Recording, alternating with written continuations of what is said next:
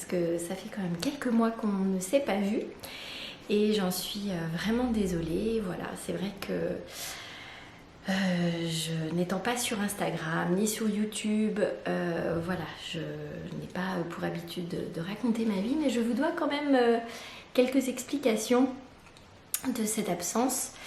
En fait, ce qui s'est passé, c'est que, je ne sais pas si vous vous souvenez, mais j'avais attrapé voilà, le Covid.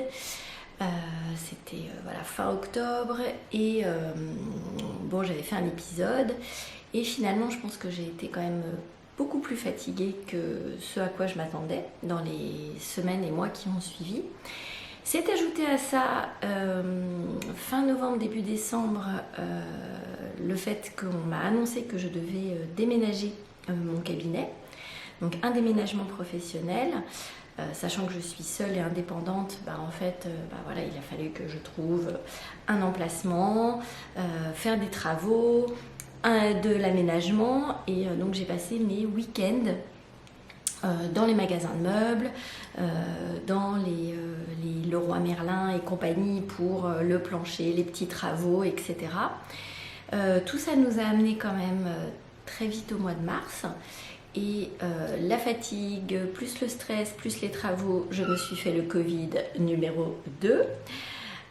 Voilà, et bon, qui était quand même plus léger que le premier, mais quand même, hein, je me le suis quand même pris sur le coin de la figure et je m'en serais bien passée.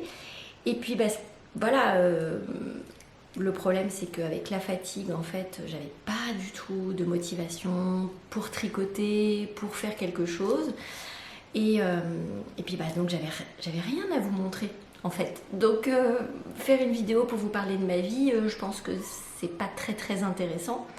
Voilà, là je le fais très brièvement, voilà, quand même, pour vous expliquer pourquoi j'ai été absente pendant ces nombreux mois. Et puis en fait, dans ce rythme un peu boulot dodo, oui, parce qu'il n'y a pas de métro à Genève, je me suis rendu compte que ce qui me ressourçait, le tricot, en fait j'en faisais plus. Et en fait c'est un peu comme un cercle vicieux, on est fatigué, on a du mal à s'y mettre et puis en fait on fait rien et la vie se réduit, voilà. Donc c'est vrai que j'ai priorisé pendant ces mois mon travail, mes enfants, ma famille, etc. Mais j'ai vraiment laissé de côté le tricot. Je le regrette pas, mais parce que je pouvais vraiment pas faire autrement. Et puis petit à petit, l'envie est revenue. Et voilà. Et me voilà devant vous aujourd'hui avec... alors j'ai pas grand chose parce que je m'y suis remise il n'y a pas si longtemps. Mais je vais quand même vous montrer où j'en suis. Et puis j'espère reprendre voilà, un petit peu plus régulièrement les podcasts pour voilà, continuer à vous raconter mes petites aventures de tricot. Alors je ne sais pas si vous vous souvenez, mais on était resté voilà, sur le concours d'Octobre Rose. Non mais j'ai honte si vous saviez. De pas avoir pu n'y avoir eu l'énergie. Mais alors j'avais publié les résultats quand même le 5 décembre du concours sur Ravelry. Donc j'avais tout fait avec un petit logiciel qui permet, voilà, j'avais pris toutes les participantes, toutes les photos que vous m'avez envoyées et je vous remercie infiniment pour votre participation. Et puis j'ai mis comme j'avais pas du tout, comme je vous ai expliqué, l'énergie de faire un podcast et puis que j'avais pas tricoté, donc j'avais mis le nom des gagnantes sur Ravelry et pas de réponse. Donc si, une réponse, mais quelques semaines plus tard. Donc les deux gagnantes, je vous donne quand même leur nom. Alors je mets mes lunettes parce que 40 ans aussi, ça ne pardonne pas. Le concours, où est-ce que j'ai marqué ça? Voilà, alors il y a deux gagnantes parce qu'il y avait deux lots à gagner. Vanoumaï et Fanny. Alors, je dis Fanny parce qu'il y a 3 N. Voilà. Donc ce sont nos deux gagnantes pour le concours d'Octobre Rose. Voilà. Alors, je vous remontre quand même le lot qui était à gagner. Et puis pour les gagnantes, si jamais quand même elles sont présentes et puis qu'elles voient cet épisode, quand même qu'elles soient voilà, au courant de ce que je vais leur envoyer. Donc, comme promis, on avait un magnifique écheveau Je ne sais pas si vous voyez bien la couleur parce qu'il y a toujours beaucoup de luminosité ici. Un écheveau. Ouais, attendez, je vais enlever je vais enlever ma tête, comme ça on verra mieux. Des laines du scarabée. Hein, Barbara qui avait créé la couleur Amazon pour le concours. En qualité Luciole, c'est du 100% mérinos. Un écheveau de 400 mètres environ. Voilà. Et un bonus, voilà, parce que j'ai eu la chance d'avoir été contactée par Corinne. Corinne qui m'avait envoyé un email en me demandant voilà, qu'elle serait très contente de pouvoir participer à ce projet en y amenant sa contribution et en fabriquant des contrans qu'elle fabrique elle-même. Et puis elle m'a laissé un petit mot voilà, que je vais vous lire et que je vais vous partager. Bonjour Marie, voici comme convenu les 2 contrans. J'espère qu'ils plairont. Je vais en faire d'autres si certaines tricoteuses en voulaient. Alors pas forcément des roses, elle l'a fait rose parce que c'était pour Octobre Rose. Et si j'arrive à en vendre, eh bien ce sera pour l'association que mon fils a créée parce que en fait son petit-fils a une maladie orpheline qui s'appelle le CDG syndrome, alors qui est une maladie génétique qui touche les petites chaînes sucrées qui peuvent se fixer sur nos protéines. Alors c'est une maladie qui est très embêtante parce que ça touche beaucoup d'organes et ça cause de gros problèmes aux enfants qui sont touchés par cette maladie. Voilà, alors il a eu 2 ans ce petit bonhomme le 4 octobre dernier, donc maintenant il a 2 ans et demi. Et les demi à cet âge-là, ça compte et ça l'aiderait pour ses soins.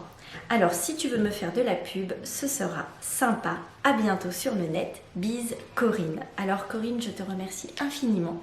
Je vais mettre voilà, les liens en dessous, en barre d'information de ce podcast pour que voilà, des tricoteuses puissent te commander des contrans que tu fabriques à la main. Alors oui, je ne l'ai même pas ouvert.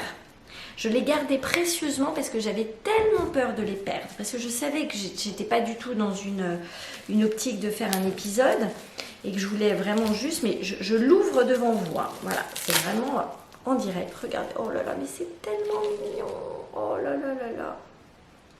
Alors c'est chou, regardez, il y a marqué Coco. Il y a un petit tampon rose comme ça là. Coco, je pense pour Corinne, made moi seule. Voilà, bah oui, parce que c'est elle qui l'a fait. Alors je vous montre, voilà, hop. Oh, c'est magnifique. Oh là là, mais moi je vais lui en commander plusieurs, ça c'est clair. Oh, regardez, mais c'est fait à la main. Regardez, c'est absolument magnifique. Regardez avec les petites perles et le petit crochet que vous pouvez, voilà, et ça vous fait un contrant. Voilà, donc voilà pour le premier. Comme c'est joli. Voilà. Je le remets dans sa petite pochette. Tac, tac, tac, tac, tac. Voilà. Donc ça, c'est le premier lot. Donc la petite pochette et les chevaux. Et le deuxième, voilà, tout à l'identique. Attendez, parce qu'il est accroché dans le machin, là. Voilà. Je regarde. Oh, il est différent. Il est rose. Regardez. Tout rose celui-là. Absolument merveilleux. Vraiment, bravo Corinne pour ce travail, mais c'est vraiment très, c'est un travail d'une très grande finesse. Hein. Ça doit être fait au tout petit crochet. Enfin, c'est magnifique, vraiment. Donc merci pour ce magnifique cadeau, pour les 2 participantes qui ont gagné, Valoumaï et Fanny. Bon, bah, envoyez-moi vos coordonnées, voilà. Je vous mettrai le mail en barre d'infos, voilà, de l'adresse A Cup of Knit, je crois que c'est acupofknit@gmail.com.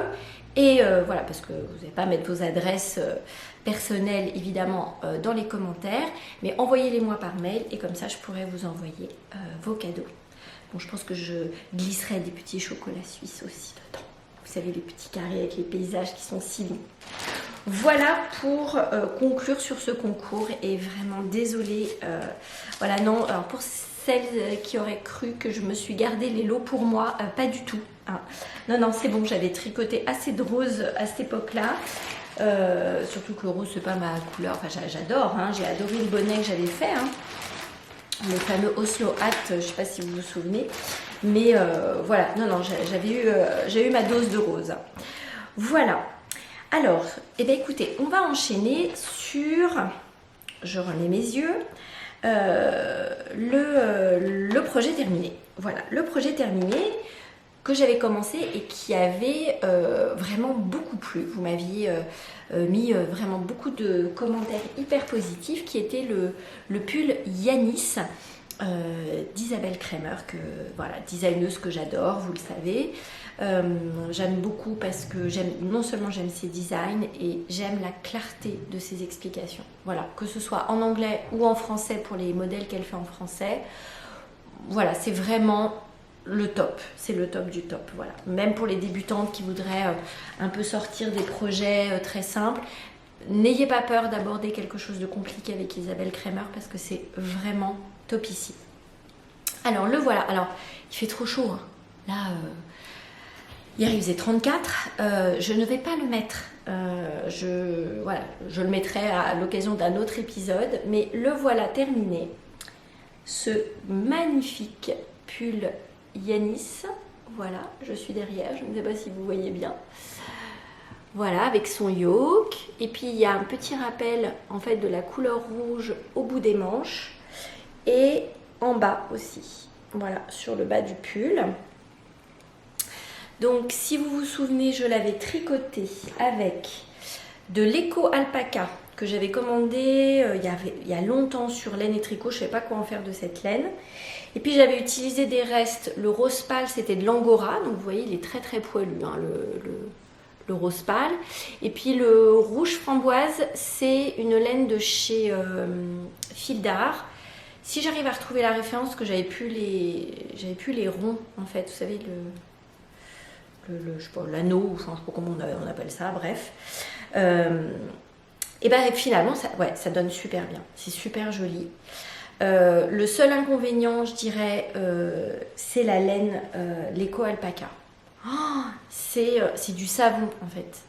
Ça glisse, c'est hyper. Moi, j'ai pas aimé du tout la tricoter. Ça rend bien, hein, je suis contente, mais à tricoter, j'ai pas aimé. En plus, j'ai fait un gros pougnac moche, mais heureusement, ça ne se voit pas. Alors, peut-être qu'avec la lumière là, à cet endroit-là, vous voyez, là où il y a mon pouce qui bouge, il y a un gros schmilblick. J'ai essayé de rattraper avec des nœuds, avec des mailles, je sais pas du tout ce qui s'est passé. Et honnêtement, quand je me suis rendu compte, je devais être à ce niveau-là. Et j'ai dû, comme beaucoup de tricoteuses, mais j'ai dû déjà vous le dire, je déteste défaire. Je déteste défaire. Enfin, surtout défaire du jersey, même si c'est simple à défaire, c'est plus facile à défaire qu'une dentelle. Oh non, mais j'ai dit non, mais c'est bon là, ça ira, hein. Il n'y a que moi qui le verrai de toute façon, et puis c'est pas très grave. Voilà. Donc, voici mon seul ouvrage terminé, vous voyez, en 6 mois. Donc, c'est vous dire à quel point j'étais complètement capoute. Voilà. Rien que de le tenir, j'ai trop chaud. Mais voilà, je voulais quand même vous le montrer terminé, ce joli petit pull. Donc, ce qui est bien, c'est qu'il est très chaud. Et qu'on peut le porter en mi-saison, voilà, sans avoir froid. Ça c'est quand même bien pratique. Voilà. Moi en plus j'aime bien avoir les bras dégagés pour travailler quand je fais des soins. Donc comme ça je suis pas obligée de relever mes manches. Voilà. Donc c'est bien pratique. Ah oui, alors je vous ai pas parlé de ce que je porte, mais vous l'avez reconnu. C'est le Anchor Summer Shirt de Petite Knit. Voilà. Bah oui, il faut du coton, hein, à cette époque-là de l'année. On est bien d'accord. Maintenant, les ouvrages en cours. Alors, quand je me suis remise au tricot, j'étais pas non plus, voilà, il y a quelques semaines, dans une forme au point d'aller faire des boutiques, recommander de la laine, pas du tout. Je me suis dit, bon, allez, tu vas reprendre soit des projets que tu avais laissés un peu en berne, soit continuer à utiliser tes laines. Et c'est ce que j'ai fait, parce que j'avais plein de Gilliatt de chez Dererum Natura, celle-ci. Je crois que c'est le coloris poivre blanc. Alors c'est du 100% laine, hein. Voilà, c'est de la bonne laine bien classique, c'est de la laine mérinos cardée.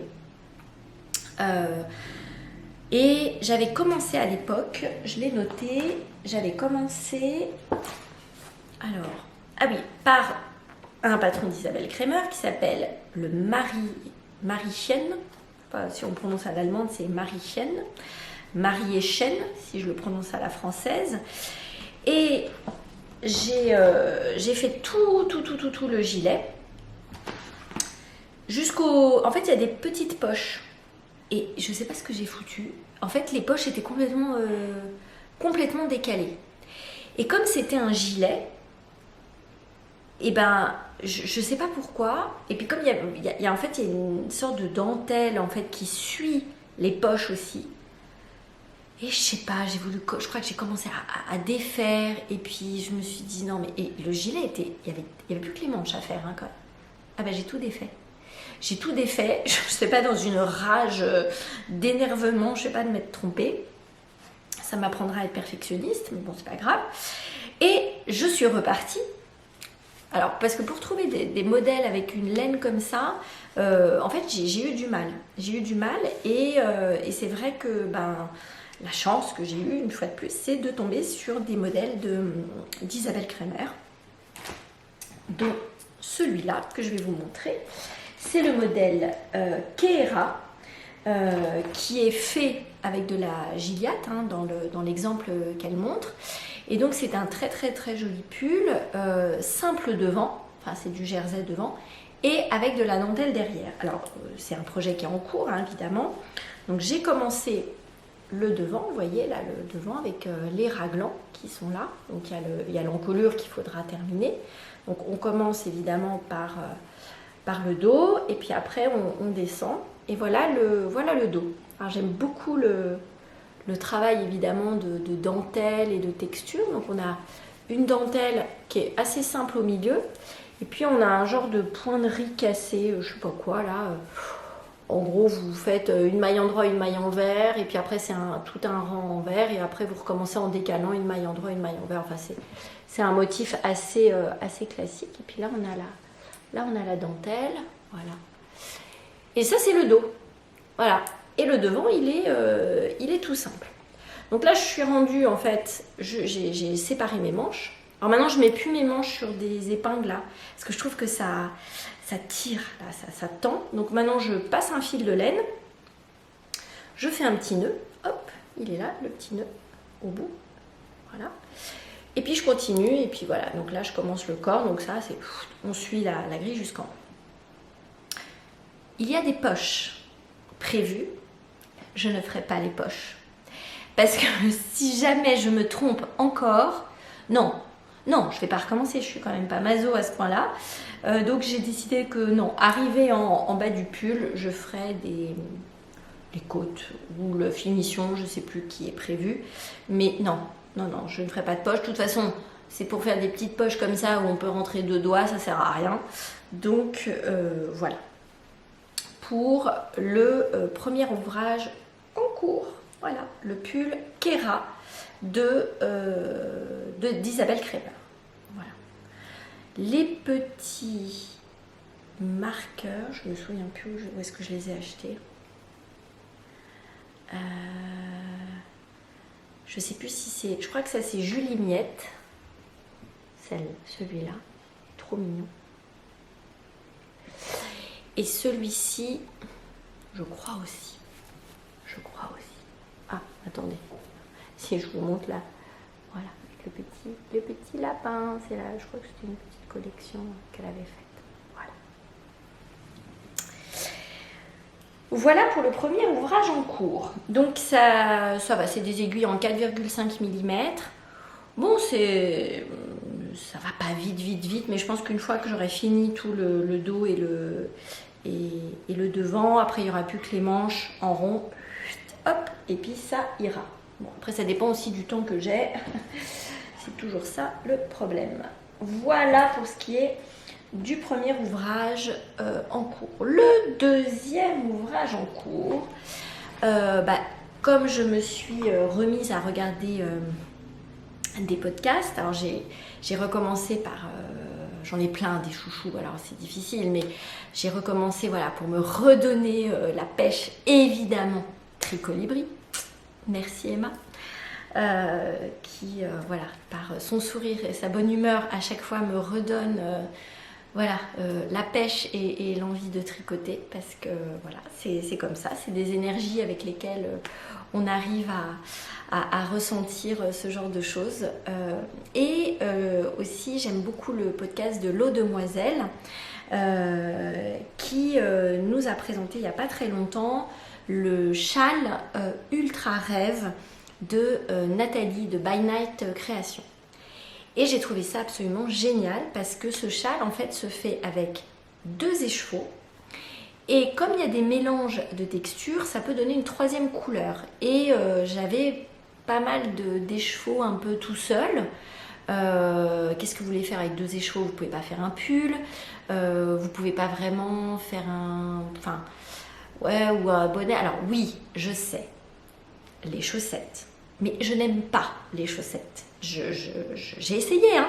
Ah, j'ai quand même essayé. Je ne vous montrerai pas toutes mes ébauches de chaussettes que j'ai commencé parce que c'est triste. Il va falloir que je m'en occupe. Mais non, je n'accroche pas avec la chaussette. Autant les moufles, ça c'est mon truc, j'adore, mais pas les chaussettes. Donc j'ai quand même des écheveaux. Un peu seul, qui normalement devrait servir à des chaussettes, mais j'arrive pas à m'y mettre. Donc j'ai récupéré 2 couleurs qui matchaient bien ensemble. La première, c'est un écheveau des laines du scarabée. En fait, c'était un écheveau qu'elle avait qui traînait et puis que je trouvais très très joli parce qu'il est dans les marrons, mais il y a plein de petits speckles, il y a du vert, il y a des petits speckles rouges, bordeaux, aubergine, enfin c'est très très particulier. Moi ça me fait vraiment penser, vous savez, alors on est au mois de mai, mais aux couleurs d'automne, à l'humus, vous savez, qu'il y a par terre dans les forêts. Donc je trouvais ça vraiment très très très joli.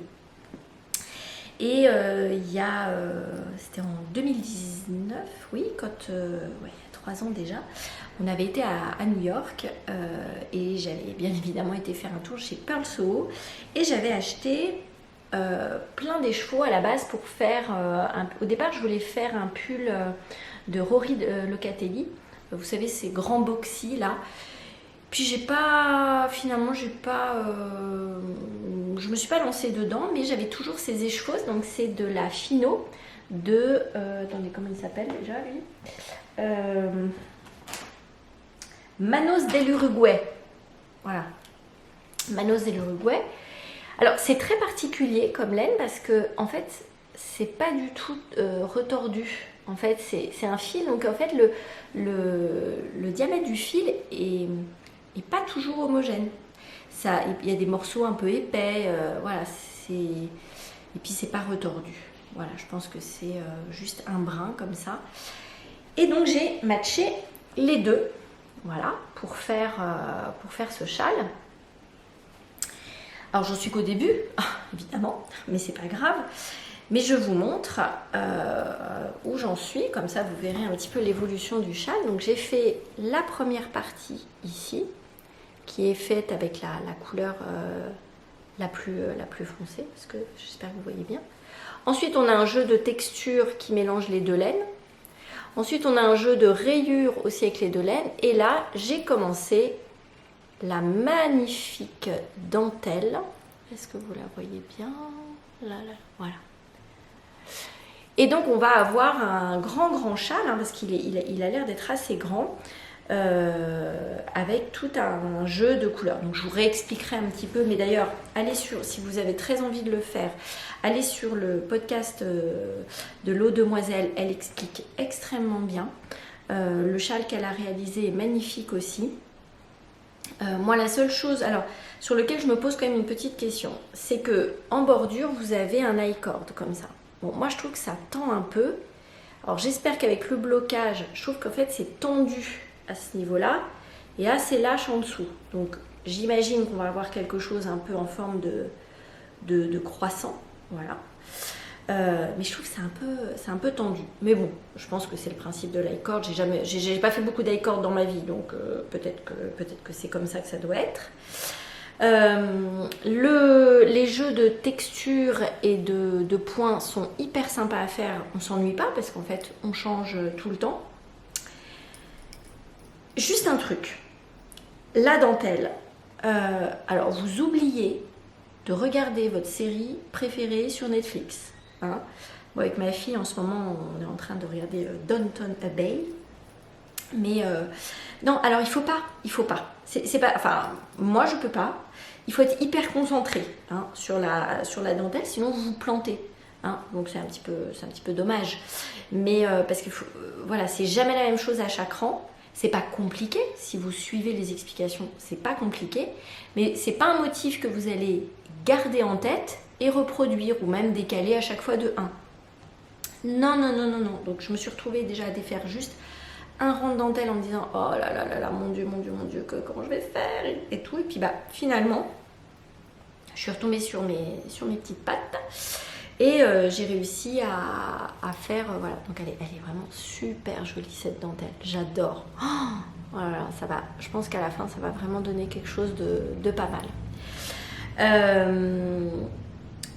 Moi, alors j'ai acheté le patron en français, j'aurais peut-être dû l'acheter en anglais parce que c'est vrai, beaucoup de tricoteuses le disent que c'est plus facile de tricoter en anglais. Bon, moi, ça me pose pas de problème de tricoter aussi avec les explications en français. En fait, pour être sûre de ne pas me planter, moi, je lis les explications rang par rang.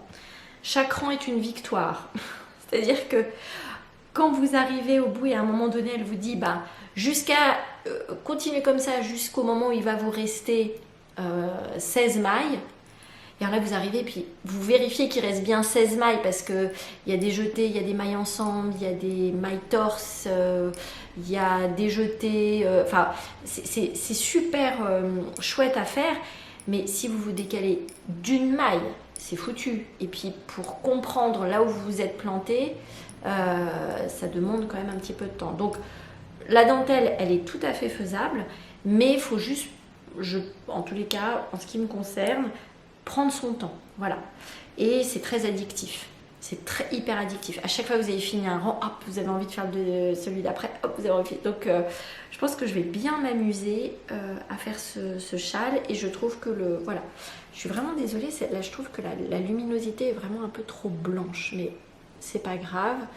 Je pense que quand on prendra des photos à la fin, mais voilà, je trouve que le combo des deux va me donner un joli châle d'automne. Voilà. Donc ça, c'était pour mon deuxième ouvrage en cours. Bon, j'ai ressorti un cadavre de mes placards. Oh, zut. Attendez. Oh, bah, je sais pas où est-ce qu'il est parti. C'est une moufle. Voilà, une moufle que je fais sur 4 aiguilles. Vous savez, ces petites moufles norvégiennes. Mais ça, je veux absolument les terminer parce que, comme je vous ai dit, il y a les addicts des chaussettes. Moi, je suis addict des petites moufles et j'adore tricoter ces moufles avec les laines de chez Nathalie de By Night Création. Je vous remettrai la référence des laines en barre d'infos. Ça, c'est le modèle de Yarnflex, je crois.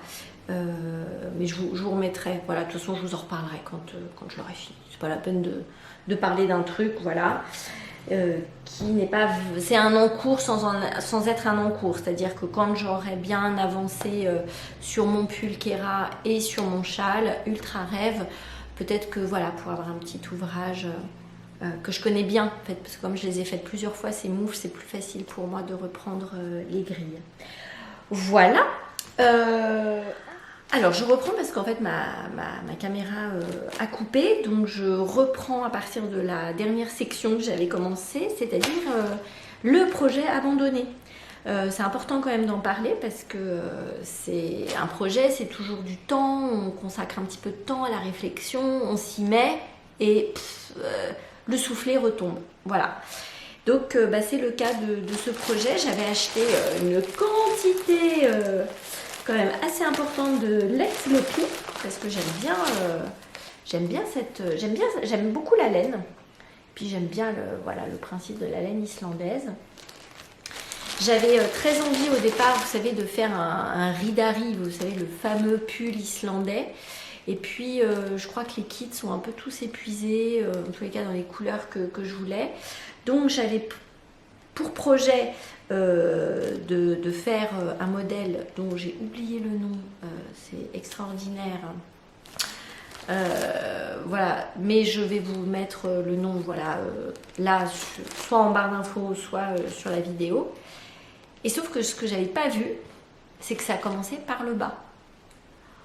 Et je sais pas, pour l'instant, j'ai un blocage. Quand il faut commencer par le bas, et puis s'arrêter. Donc j'ai lu tout le patron, et ça m'a pas du tout parlé. En fait, je suis restée un peu comme une oie devant, je sais pas quoi, j'étais un peu... Et je me voyais pas me lancer dans un aussi grand projet, un pull, avec un yoke, avec beaucoup de jacquard, et puis pour me retrouver complètement paumée au moment de faire les manches. Donc je me suis dit, écoute, fais une pause. En plus, ben voilà, c'était dans un compte, enfin c'était là il y a 3-4 mois aussi, hein, mais j'ai essayé en fait à chaque fois de m'y mettre. Alors est-ce que c'était la fatigue? Est-ce que c'était, je sais pas, mais il n'y a pas eu la bonne énergie, la bonne vibration sur ce truc-là. Mais j'aime toujours autant la Let Lopi, donc je vais trouver quelque chose à faire, ça j'en suis sûre. Mais bon, c'est quand même une laine rustique. C'est pas le genre de choses qu'on a envie de porter voilà, à même la peau. Donc je vais essayer de trouver plutôt une veste. Voilà, une veste que je peux mettre par-dessus un pull ou une manche longue, en tous les cas. Voilà. Bah écoutez, je peux pas faire très très long parce qu'il n'y a pas grand chose à raconter non plus. Je suis en tous les cas tellement contente d'avoir retrouvé l'énergie et l'envie de tricoter, parce que ça me manquait beaucoup et c'était important pour moi de reprendre, et bien évidemment de vous retrouver sur le podcast A Cup of Knit. Vous m'avez beaucoup manqué, je vous remercie pour tous les gentils petits mots que vous m'avez laissés. J'ai essayé de répondre voilà, à la plupart d'entre eux. J'espère que j'ai oublié personne, et si c'est le cas, voilà, en me remettant de toute façon dans le bain, je répondrai de toute façon comme je l'ai toujours fait. J'espère que en tous les cas vous allez toutes et tous très très bien. Je me réjouis de vous montrer les projets quand ils seront terminés, et en attendant bah, je vous souhaite de profiter voilà, de ce début d'été, voilà, un petit peu chaud, mais ça fait du bien aussi, un petit peu de chaleur, et je vous fais plein de bisous. J'attends les adresses évidemment des 2 gagnantes du concours pour vous envoyer les lots, et je vous dis à très bientôt.